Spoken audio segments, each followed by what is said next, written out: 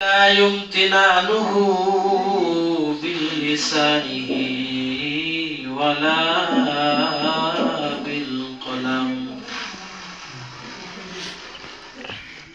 فيا أيها الذين آمنوا اتقوا الله وقولوا قولا سديدا. وقال تعالى في آية الأخرى: بارك الله لنا ولكم في القرآن الكريم ونفعنا وإياكم للذكر الحكيم. إنه تعالى جواد كلم بر رؤوف رحيم. وقال تعالى في القرآن الكريم: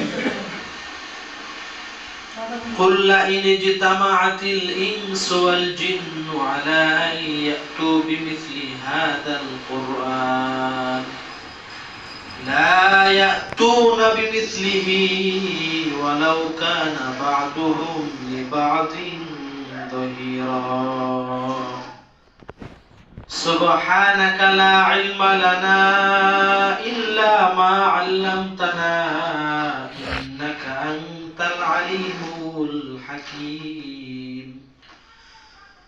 رب اشرح لي صدري ويسر لي أمري واحلل عقدة من لساني يفقهوا قولي. আমরা সবাই পড়ি আলহামদুলিল্লাহ। আল্লাহ তাআলার দরবারে লাখো কোটি শুকরিয়া যে মহান রব্বে কারীম আপনাকে আমাকে আমাদের সবাইকে এখানে আসার বসার তৌফিক দান করেছেন। এজন্য সবাই আরেকবার দিল থেকে মন থেকে আল্লাহকে রাজি খুশি করার জন্য পড়ছি আলহামদুলিল্লাহ। সেই সাথে প্রিয় নবী জনাবে মুহাম্মদুর রাসূলুল্লাহ সাইয়্যিদুস সাকালাইন ইমামুল মুরসালিন খাতামান নবিয়্যিন রাহমাতুল লিল আলামিন তিনার দরবারে সবাই সংক্ষিপ্ত দরুদ শরীফ পড়ে সকলে বলি সাল্লাল্লাহু আলাইহি ওয়াসাল্লাম। আজকের আলোচনার বিষয় হচ্ছে চ্যালেঞ্জ অফ দ্য কোরআন, অর্থাৎ মুনাফিকরা যখন কোরআনুল কারীম নাজিল হয়, আল্লাহ তাআলা যখন একত্রে একটি একটি আয়াত করে নাজিল করেন, তখন মুশরিক মুনাফিক কাফের বেঈমানরা বলতো এই কোরআনটা মিথ্যা, এটা মুহাম্মদ সাল্লাল্লাহু আলাইহি ওয়াসাল্লাম তিনার বানানো এটা একটা কিতাব। তখনকার জামানায় তিনারা ভাবতেন যে মুহাম্মদ তিনি ছিলেন বড় সাহিত্যিক, তিনি ছিলেন রচনাবিদ, তিনি ছিলেন কবি, এমনটা ভাবতেন। সেই পরিপ্রেক্ষিতে আল্লাহ তাআলা কোরআনুল কারীমের মধ্যে অনেকগুলো চ্যালেঞ্জ করলেন, একটা দুইটা তিনটা চ্যালেঞ্জ করলেন। এজন্য আজকের আলোচনার টোটাল বিষয় হচ্ছে চ্যালেঞ্জ অফ দ্য কোরআন, কোরআনের চ্যালেঞ্জ। আল্লাহ পাক রব্বুল আলামিন সবার শুরুতে দুনিয়ার সমস্ত মানুষদেরকে বোঝানোর জন্য বলতেছেন যে এই কোরআনুল কারীমের মধ্যে ছোট থেকে শুরু করে রাষ্ট্র জীবন পর্যন্ত সব কিছু আমি আল্লাহ তাআলা বিধিবিধান লিখে দিয়েছি। সব কিছু আমি আল্লাহ তাআলা কোরআনুল কারীমের মধ্যে লিপিবদ্ধ করে দিয়েছি। এই কোরআনুল কারীমের মধ্যে আছে আল্লাহ নবী সাল্লাল্লাহু আলাইহি ওয়াসাল্লামের 23 বছরের সংগ্রামের জীবনী। হযরত আয়েশা রাদিয়াল্লাহু তাআলা আনহুকে জিজ্ঞেস করা হলো, উম্মাহাতুল মুমিনিন, আপনি নবী আকরাম সাল্লাল্লাহু আলাইহি ওয়াসাল্লাম সম্পর্কে কিছু বলেন, তার চরিত্র সম্পর্কে কিছু বর্ণনা দেন।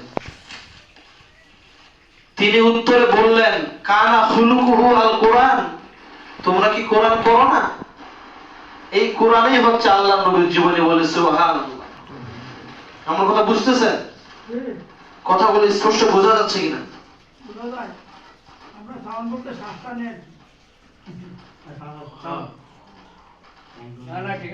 কথাগুলো বোঝা যায় এখন? ঠিক আছে তো নাকি? তো এই কোরআনুল কারীমের মধ্যে যতগুলো আল্লাহ তাআলা বিধি বিধান নাজিল করেছেন, যতগুলো আল্লাহ তাআলা কোরআনুল কারীমের মধ্যে যে 500 আয়াত নাজিল করেছেন শুধু বিধি বিধানের জন্য।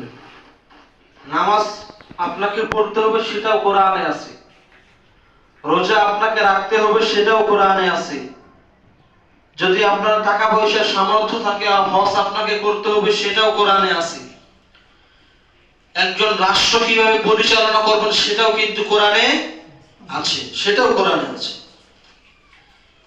অনেক রাজনীতিবিদ বলে রাষ্ট্রের মধ্যে কেন হুজুরগুলো আসে, রাষ্ট্রের মধ্যে কেন কোরআন ধর্মকে নিয়ে আসেন, ধর্মের মতোই। এই কথা বলার দ্বারা যদি উদ্দেশ্য হয় কোরআনকে ছোট করা, সে সরাসরি মুশরিক মুরতাদ হয়ে মারা যাবে। আর অনেকেই তো বলে আমরা শরীয়ত আইনে বিশ্বাসী নই।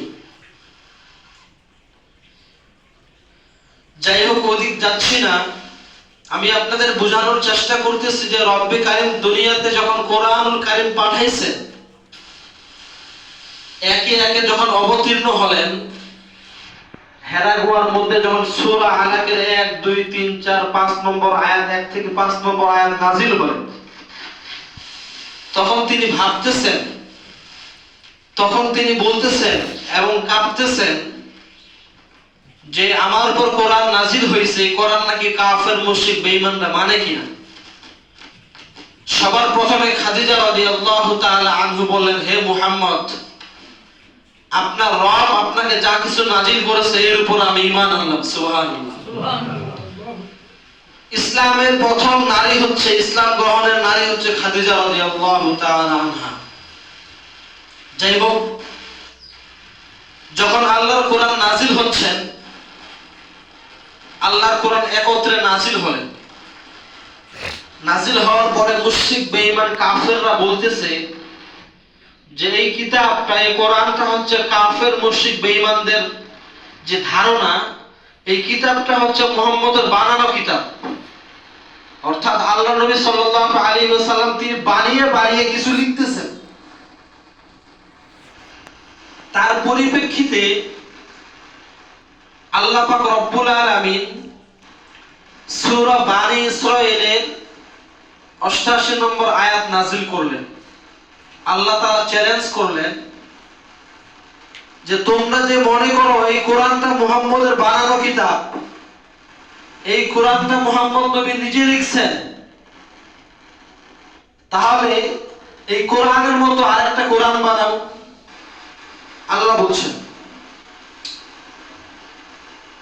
কুল্লা ইন ইজতামাআতিল ইনসু ওয়াল জিন্নু আলা আন ইয়াতু বিমিসলি হাযাল কুরআন লা ইয়াতুনা বিমিসলিহি ওয়ালাউ কানা বা'দুহুম লিবা'দিন যাহিরা। আল্লাহ পাক রব্বুল আলামিন বলছেন, ও দুনিয়ার কাফের মুশরিক বেঈমান, তোমরা যারা মনে করো এই মুহাম্মদ এই কিতাবটা বানাইছে, তোমরা যারা মনে করো মুহাম্মদ নবী এটা নিজে নিজে বানাইছে, তিনি বড় সাহিত্যিক, তোমরা যারা মনে করো, আমি আল্লাহ তাআলা বলে দিলাম, কুল্লা ইন ইজতামাআতিল ইনসু ওয়াল জিন্নু আলা ইয়াতু বিমিসলি হাযাল কুরআন, দুনিয়ার সমস্ত মানুষগুলো এবং সমস্ত জিনগুলো যদি একত্রিত হও, লা ইয়াতুনা বিমিসলিহি ওয়ালাউ কানা বা'দুহুম লিবা'দিন যাহিরা, সমস্ত জিন সমস্ত মানুষ যদি তোমরা একে অপরের সহযোগিতা করো, তারপর লা ইয়াতুনা বিমিসলিহি ওয়ালাউ কানা বা'দুহুম লিবা'দিন যাহিরা, এই কোরআনের মতো একটা দ্বিতীয় কপি তোমরা বানাইতে পারবা না। সুবহানাল্লাহ। আল্লাহ চ্যালেঞ্জ করলেন, যদি পারো তাহলে দেখো, যদি তোমরা পারো একটা কোরআন বানাও। দীর্ঘ অনেক দিন চলে গেলেন, কোন কাফের, কোন মুশরিক, কোন বেঈমান একটা কোরআনের আয়াতও বানাইতে পারলেন না। একটা কপি বানাবে কিরকম? 1 থেকে 30 পারা বলা হয়েছে, সেখানে একটা আয়াতও পারেন নাই, 1 পারাও পারেন নাই, 10 পারাও পারেন নাই। আর একটা আল্লাহ তাআলার কোরআনের মতো কোরআন বানাবে কিভাবে? এই চ্যালেঞ্জে তারা হারিয়ে গেলেন।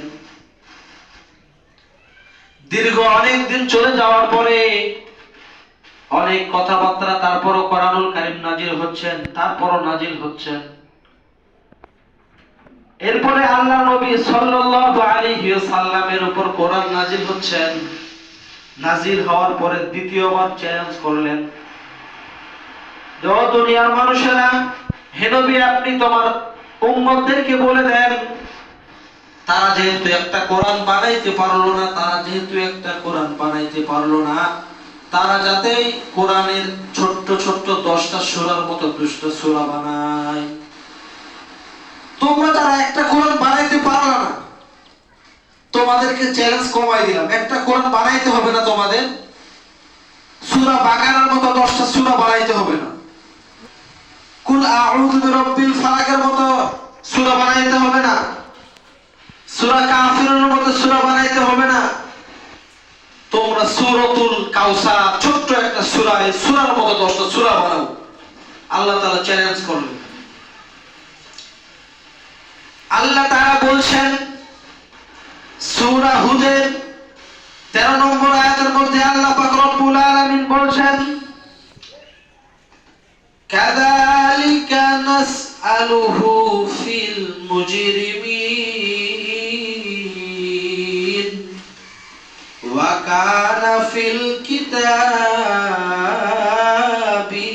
মুবিন। আল্লাহ পাক রব্বুল আলামিন বলছেন, আমি ইয়াকুলুনা ইফতারা কুল ফাতু বিআশরি সূরাতিন মিন মিসলিহি মুফতারায়াতি ওয়াদউ মান ইসতাতাতুম মিন দুনিল্লাহি ইন কুনতুম সাদিকিন। আল্লাহ পাক রব্বুল আলামিন বলেন, ও দুনিয়ার মানুষেরা, ও দুনিয়ার কাফের মুশরিক বেঈমান, তোমরা শুনে রাখো, তোমরা যারা মনে করো আমি আল্লাহ তাআলার এটা কিতাব না, আমি আল্লাহ তাআলার এটা বাণী নয়, বরং এটা মুহাম্মদ নবী বানাইছেন, বরং এটা মুহাম্মদের লিখিত কিতাব, তোমরা যারা মনে করো, তোমাদেরকে আমি চ্যালেঞ্জ ছুড়ে দিলাম, তোমরা 10টা সূরার মতো 10টা সূরা বানাই দেখাও। আমি ইয়াকুলুনা ইফতারা কুল ফাতু বিআশরি সূরা, তোমরা যারা মনে করো, তোমরা যারা বলো, এবং তাহলে 10টা সূরা বানাও, তোমরা যদি বিশ্বাসী এবং সত্যবাদী হয়ে থাকো। দীর্ঘ 15 বছর চলে গেলেন, 1 বছর, 2 বছর, 3 হয়ে গেলেন, এই কোরআনের কোন সূরা বানাইতে পারতেছে না। তারা তো পারবে না। এই কিতাবটা কার কিতাব? বলেন আল্লাহর কিতাব। কার কিতাব? আল্লাহ। সবাই জোরে বলেন, কার কিতাব? আল্লাহ। আল্লাহর তো মুখের বাণী নাই। আল্লাহ তাআলা আল্লাহর জিবরাইল আলাইহিস সালাতু ওয়াস সালামের মাধ্যমে যা কিছু বলছেন, মুহাম্মদ সাল্লাল্লাহু আলাইহি ওয়াসাল্লাম তাই আমাদের বলছেন, তার নিজের কোনো কিতাব নয়। আসবে 3 নম্বরে বললেন, যেহেতু তোমরা 10টা সূরার মতো 10টা সূরা বানাইতে পারলা না, প্রথমে তোমাদেরকে বললাম তোমরা একটা কোরআনের মতো কোরআন বানাও। একটা কোরআনের মতো কোরআন তোমরা বানাইতে পারলা না, 10টা সূরার মতো 10টা সূরা বানাও। সেই চ্যালেঞ্জ তোমরা গ্রহণ করলা না, তাও তোমরা পারলা না। আল্লাহর নবী সাল্লাল্লাহু আলাইহি ওয়াসাল্লাম, আল্লাহর নবী, হে মুহাম্মদ সাল্লাল্লাহু আলাইহি ওয়াসাল্লাম, আপনি তাদেরকে বলে দেন, একটা কোরআন তোমরা বানাইতে হবে না, 10টা সূরা তোমরা বানাইতে হবে না, তোমরা তাহলে সূরা ছোট্ট কাউসারের মতো একটা সূরা বানাও। প্রথমে আল্লাহ তাআলা চ্যালেঞ্জ করলেন, একটা কোরআন বানাও, কেউ পারলেন। দ্বিতীয়বারে রব্বে কারীম চ্যালেঞ্জ করলেন, 10টা সূরা বানাও, তাও কোন কাফের মুশরিক বেঈমান পারলেন না। তৃতীয়বারে আল্লাহ রাব্বুল আলামিন বলেন, তাহলে যেহেতু 10টা সূরা বানাইতে পারবা না, তাহলে একটা সূরা বানাও। আল্লাহ পাক রব্বুল আলামিন সূরাতুল বাকারার 23 নম্বর আয়াতের মধ্যে বলেন, ওয়া ইন কুনতুম ফি রাইবিন মিম্মা নাযালনা আলা আবদিনা ফাতু বিসূরাতিন মিন মিসলিহি ওয়াদউ মান ইসতাতা'তুম মিন দুনিল্লাহি ইন কুনতুম সাদিকিন। আল্লাহু আকবার। আল্লাহ পাক রব্বুল আলামিন বলেন, ও দুনিয়ার মানুষ, হে মুহাম্মদ, আপনি তাদেরকে বলে দেন, তোমরা যারা 10টা সূরা বানাইতে পারলা না, তোমরা যারা একটা কোরআনের মতো কোরআন বানাইতে পারলা না, তোমরা তাহলে সূরাতুল কাউসারের মতো একটা সূরা বানাও। কোন কাফের, কোন মুশরিক, কোন বেঈমান গ্রহণ করতে পারলেন না। শেষবারে আল্লাহ পাক রব্বুল আলামিন বলেন, তোমরা যারা কাফের, তোমরা যারা মুশরিক, তোমরা যারা মনে করো যে এটা আমি আল্লাহ তাআলার বানানো কিতাব, তাহলে তোমরা শুনে রাখো এটা কার কিতাব। আল্লাহ পাক রব্বুল আলামিন বলছেন, ওয়া মা হুয়া বিকাউলি শাইরিন কলিলাম মাউন। তোমরা যারা মনে করো এটা আল্লাহর কিতাব, তোমরা যারা মনে করো এটা মুহাম্মদের বানানো কিতাব, তাহলে তোমরা শুনে রাখো, ওয়া মা হুয়া বিকাউলি শাইর, এটা কোন কবিতার কোন লেখক নয়। কলিলাম মা তাযাক্কারুন, অল্পই তোমরা বিশ্বাস করবে। তারপরে আল্লাহ পাক রব্বুল আলামিন আয়াতের নিচের অংশ বলেন, ওয়ালাউ তাকাওয়ালা আলাইনা বা'দাল আকাওয়িল। দ্বিতীয়বার আল্লাহ পাক রব্বুল আলামিন বলেন,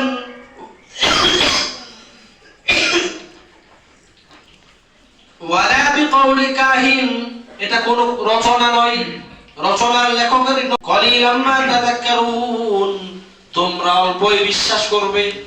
প্রথমে বললেন এটা কোন কবিতার লেখকের লেখক নয়, এটা কোন রচনাবিদের রচনা নয়, এটা কোন মানুষের কিতাব নয়। তারপরে সরাসরি আল্লাহ পাক রব্বুল আলামিন সরাসরি আল্লাহ নবী সাল্লাল্লাহু আলাইহি ওয়াসাল্লামকে হিট করে বলতেছেন, ওয়ালাউ তাকাওয়ালা আলাইনা বা'দাল আকাওয়িল, এই কিতাবের মধ্যে যদি মুহাম্মদ নবী সাল্লাল্লাহু আলাইহি ওয়াসাল্লাম তার সামান্য কোনো কথা এই কোরআন থেকে বাদ দিত, সামান্য কোনো আয়াত কোরআন থেকে বাদ দিত, অথবা নিজের কোনো কথা বলে আল্লাহ মুহাম্মদ সাল্লাল্লাহু আলাইহি ওয়াসাল্লাম চালাই দিতেন, আল্লাহ পাক রব্বুল আলামিন সূরাতুল মাআরিজের 45 নম্বর আয়াত থেকে শুরু করে 38 নম্বর আয়াতের মধ্যে পাবেন। আল্লাহ পাক রব্বুল আলামিন বলেন, ওয়ালাউ তাকাওয়ালা আলাইনা বা'দাল আকাওয়িল, এই মুহাম্মদ নবী যদি এই কিতাবের মধ্যে যদি সামান্য কিছু ঢুকাইতো, অথবা সামান্য কিছু বের করত, অথবা নিজের বলে চালিয়ে দিত, লা আখাযনা মিনহু বিল ইয়ামিন, আমি আল্লাহ তাআলা আমার ডান হাত দিয়ে তার ডান হাত চেপে ধরব। বলতেছে কি, যে এই কিতাবের মধ্যে যদি মুহাম্মদ সাল্লাল্লাহু আলাইহি ওয়াসাল্লাম একটা শব্দ ঢুকাইতেন, একটা বাক্য ঢুকাইতেন, একটা ব্যাখ্যা দিতেন, নিজের বলে আবার চালিয়েও দিতেন, সেখান থেকে বের করলেও বিপদ, ঢুকাইলেও বিপদ, বাদ দিলেও বিপদ, ঢুকাইলেও বিপদ। আল্লাহ তাআলা বলছেন, আখাযনা মিনহু বিল ইয়ামিন, আমি আল্লাহ তাআলার ডান হাত দিয়ে মুহাম্মদ সাল্লাল্লাহু আলাইহি ওয়াসাল্লামের ডান হাত চেপে ধরতাম। আল্লাহ পাক রব্বুল আলামিন তার পরের আয়াতের মধ্যে বলছেন, লা আখাযনা মিনহু বিল ইয়ামিন সুম্মা লাকাতা'না মিনহুল ওয়াতিন, শুধু তাই নয়, এবং আমি আল্লাহ তাআলা তার কণ্ঠনালী ছিঁড়ে ফেলতাম। আল্লাহ তাআলা ধমক দিচ্ছেন, পৃথিবীর মধ্যে সবথেকে উত্তম বান্দা, আল্লাহর প্রিয় বান্দা হচ্ছে মুহাম্মদ নবী সাল্লাল্লাহু আলাইহি ওয়াসাল্লাম। আল্লাহর নবীর উপরে আর প্রিয় বান্দা কেউ আছে? বলেন না কেন আছে? সবাই বলেন আছে কি? আল্লাহর নবীকে যতটা ভালোবেসেছেন, কোন নবীকে ততটা ভালোবাসছেন? জি না। আল্লাহর নবীর উপর প্রায় 24,000 বার জিবরাইল আলাইহিস সালাতু ওয়াস সালাম আল্লাহর নবীর উপর প্রেরণ করলেন, ওহী নিয়ে আসলেন। আল্লাহর নবী সাল্লাল্লাহু আলাইহি ওয়াসাল্লামকে এত ভালোবাসতেন, আল্লাহর নবী যদি কোনো কথা ভাবতেন আল্লাহ সেটা কবুল করে নিতেন, কোন দোয়া করতেন আল্লাহ সেটা কবুল করে নিতেন। এত মায়ার নবী ছিলেন, এত দয়ার নবী ছিলেন, আল্লাহর নবীকে এত ভালোবাসতেন। সেই ব্যক্তিকে আল্লাহ তাআলা হুঁশিয়ারি দিচ্ছেন, হে মুহাম্মদ, ওয়ালাউ তাকাওয়ালা আলাইনা বা'দুল আকাওয়িল, তুমি যদি তোমার কোরআনকে একটা শব্দ ঢুকাও, একটা শব্দ বের করো, একটা কথা নিজের বলে চালিয়ে দাও, লাআখাযনা মিনহু বিল ইয়ামিন, আমি আল্লাহ তাআলা তোমার ডান হাত চেপে ধরব। শুধু ডান হাত চেপে ধরবো এমনটা নয়, ওয়ালাউ তাকাওয়ালা আলাইনা বা'দুল আকাওয়িল লাআখাযনা মিনহু বিল ইয়ামিন সুম্মা লাকাতা'না মিনহুল ওয়াতিন, আমি তোমার কণ্ঠনালী ছিঁড়ে ফেলতাম। যদি আল্লাহ তাআলার কিতাবের মধ্যে কোনো কিছু জিনিস ঢুকাইতো, আল্লাহর নবীর কণ্ঠনালী ছিঁড়ে ফেলতো। এরপরে বলছেন, ফামা মিনকুম মিনহু আহাদিন আনহু হাজিজিন, সেদিন তাকে কেউ বাঁচাতে পারতো না। তার মানে আল্লাহ পাক রব্বুল আলামিন বলছেন, এই কিতাবটা কার কিতাব? আল্লাহর কিতাব। এই কিতাবে কোনো মুহাম্মদ সাল্লাল্লাহু আলাইহি ওয়াসাল্লাম একটা জিনিস ঢুকায় নাই, একটা জিনিস বের করে নাই। ইভেন আল্লাহর নবী সাল্লাল্লাহু আলাইহি ওয়াসাল্লামের যে হাদিস, এগুলো সরাসরি আল্লাহর তরফ থেকে আসে। আল্লাহর নবী ততক্ষণ পর্যন্ত কোনো কথা বলতেন না যতক্ষণ না আমার আল্লাহ বলাতেন, পর্যন্ত কোনো কাজ করতেন না যতক্ষণ না আমার আল্লাহ আদেশ দিতেন। তাহলে ওই নবী সাল্লাল্লাহু আলাইহি ওয়াসাল্লামের উম্মত আমরা যদি বিড়ি খাই আমরা জান্নাতে যাব? বলেন না কেন যাব? আপনার বয়স 70 বছর, আপনার বয়স 60, আপনার বছর 50, 10 বছর ধরে যে বিড়ি খাইলেন, মৃত্যুর পরে বলতেছেন বিসমিল্লাহি ওয়া আলা মিল্লাতি রাসূলিল্লাহ, হে রাসূল এই লাশকে আপনার হাওলায় দিয়ে দিলাম। আল্লাহর নবী সাল্লাল্লাহু আলাইহি ওয়াসাল্লাম যদি বলে, বান্দা আমার 23 বছরের কষ্টের কাহিনী কি তোমাকে কেউ শোনায় না? আমাকে তায়েফের যুবকেরা পাথর মেরে পিঠটা রক্তে ঝাঁঝা করতেছে, সেই ঘটনা কি তোমাকে কেউ শোনায় না? আমার 23 বছরের কষ্টের কাহিনী তুমি বিড়ি খেয়ে কষ্ট পায় না। আমি আপনাদের বুঝাইতে চাচ্ছি ভাই,